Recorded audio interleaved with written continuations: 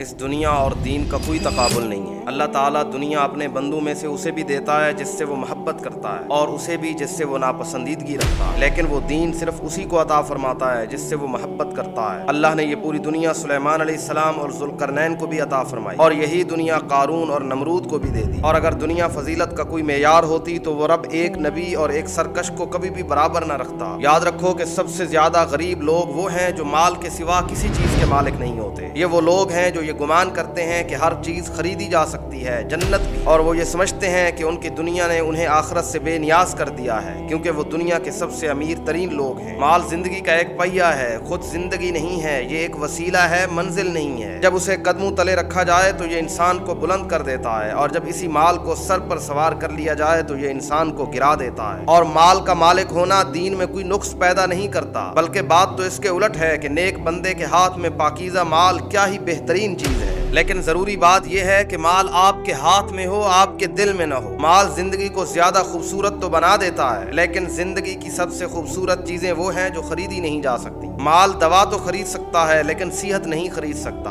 वो बिस्तर खरीद सकता है लेकिन नींद नहीं खरीद सकता। वो शायरी का दीवान तो खरीद सकता है लेकिन मोहब्बत नहीं खरीद सकता। माल रक्कासा तो खरीद सकता है लेकिन महबूबा नहीं खरीद सकता। वो लतीफों की किताब तो खरीद सकता है लेकिन दिल से निकलने वाली हंसी को माल नहीं खरीद सकता। ये माल लाइब्रेरी तो खरीद सकता है लेकिन शऊर नहीं खरीद सकता। ये माल गाड़ी खरीद सकता है लेकिन कदम नहीं खरीद सकता। ये ऐनक खरीद सकता है लेकिन आंखें नहीं खरीद सकता। ये माल चापलूसी को खरीद सकता है लेकिन दोस्त नहीं खरीद सकता। गरीब हो या अमीर, उनमें से कोई भी अपने पेट की वुसअत से ज्यादा नहीं खाता, और ना ही वो एक वक्त में एक से ज्यादा लिबास पहनता है, खा ब्रांड मुख्तलिफ ही क्यों ना हो, और ना ही वो एक वक्त में एक से ज्यादा जूते पहनता है, खा उसकी क्वालिटी अलग ही क्यों ना हो। माल को इसलिए जमा करें ताकि वो आपकी खिदमत करे, ना कि इसलिए कि आप उस माल की खिदमत में लग के उसके गुलाम बन जाएं। माल को एक खादिम बना के रखें, आका न बनाएं, उसे अपने ताबे रखें, अपना माबूद न बनाएं। फिर माल को अपनी जिंदगी के मुताबिक चलाएं, ना कि उसी माल को अपनी जिंदगी बना लें। और हमेशा ये याद रखें कि आपके पास ऐसी बहुत सी चीजें मौजूद हैं जो कभी खरीदी नहीं जा सकती। तो माल को सब कुछ मत समझो। अगर तुम्हारे हाथ में माल है तो ये अल्लाह की एक खूबसूरत नेमत है। कुरान माल के लिए खैर का लफ्ज इस्तेमाल करता है। माल बुरी चीज नहीं है जब तक कि हलाल हो और आपकी आखिरत संवार रहो। माल बुरा तब है जब आपके दिल में घुस जाए और आपको मुतकब्बिर बनाने लगे, और आपको ये एहसास दिलाने लगे कि आप जन्नत भी इसी माल से खरीद सकते हैं, आपको किसी और चीज की जरूरत नहीं। वो औरत अदालत में दाखिल हुई तो ज़ारो कतार रो रही थी। लोगों ने यही समझा कि ये नहीं हो सकता कि यह औरत मजलूम न हो। शाबी कहते हैं कि मैं शुरह काजी की अदालत में मौजूद था कि एक औरत किसी मर्द के खिलाफ मुकदमा लेकर आई। उसकी आंखों से आंसू जारी थे और वो ज़ारो कतार रो रही थी। मैंने शुरह से कहा कि अबू मैया,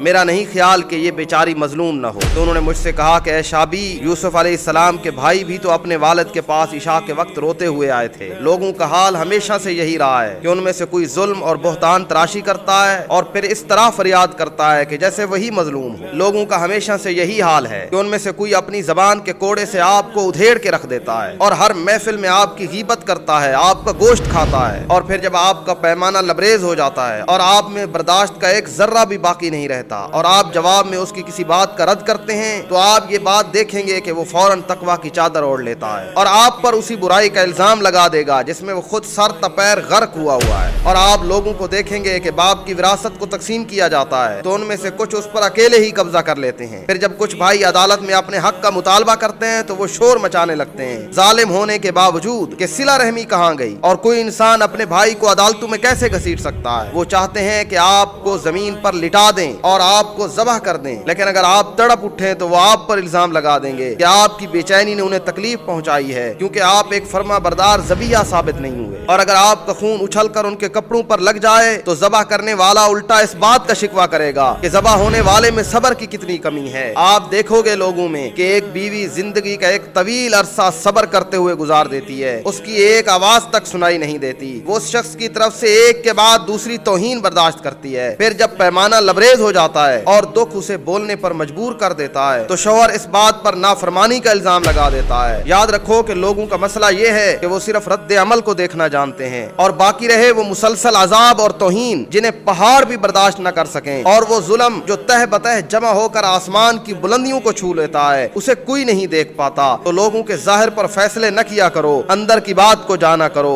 लोग बड़ी मुनाफकत से काम लेते हैं, बहुत बार जालिम मजलूम बन जाता है और तुम्हें खबर तक नहीं हो।